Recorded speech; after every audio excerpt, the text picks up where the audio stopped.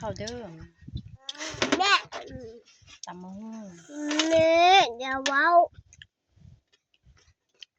เฮ้ยน้ำแตกเลยอย่าเว้า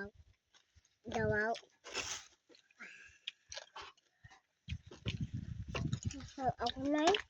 เฮ้ยเลย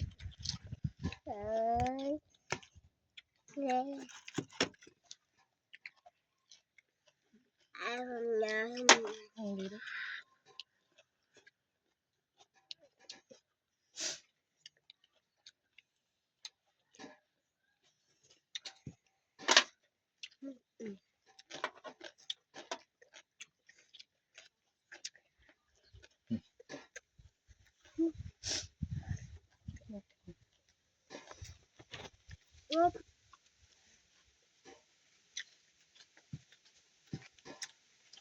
เอามาแม่ช่วยให้เอาเมื่อ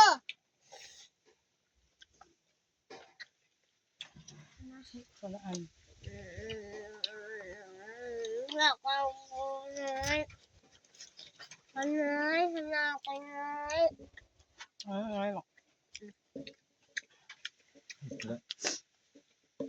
บ่เอาอันนี้เอานิดน้อยมันแม่นบ่นี่บ่เอาค่ะ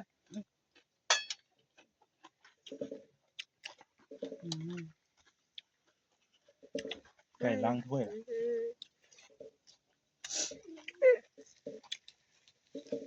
เป็นหม้อเนี่ยมีถ้วยแล้วนะ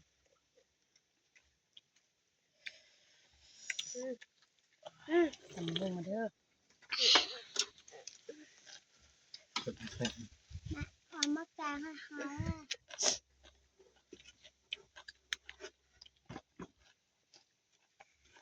นี่เลยบอกแก เอามาแกง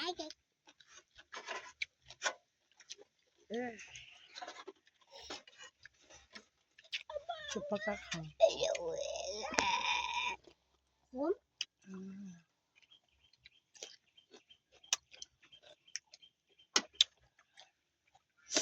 ็กน้อยเราต้องกินมันขมไม่ให้จะกินเอง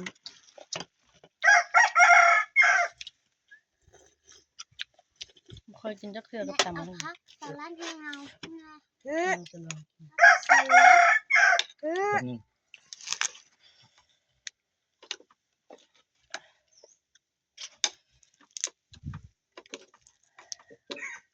ได้กินข้าวผสมลงไปทางไหนลงครับ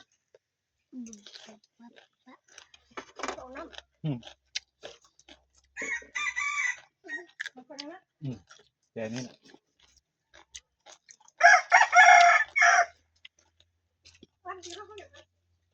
กับ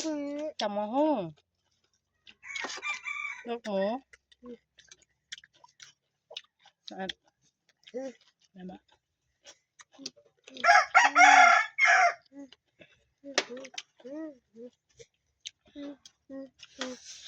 กินแม่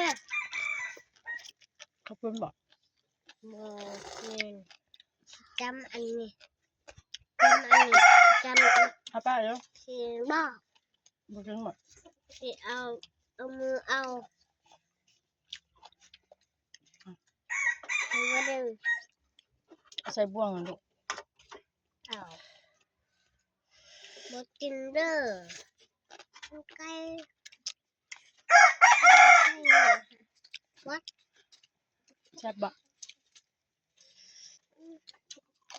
แซ่บบ่เลยไม่ได้กินกันอยากเอาใช่นะแม่เอาให้มา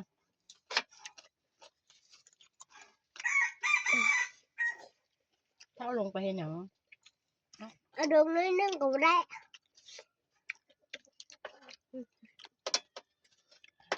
แม่ว่าเว้ยบุกินละ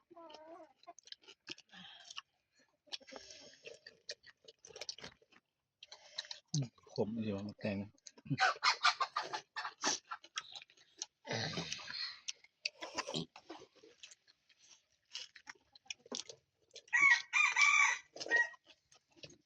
บ๊ายบายข้าว ข้าวกันเด้อไปพอกันไม่คลิปหน้า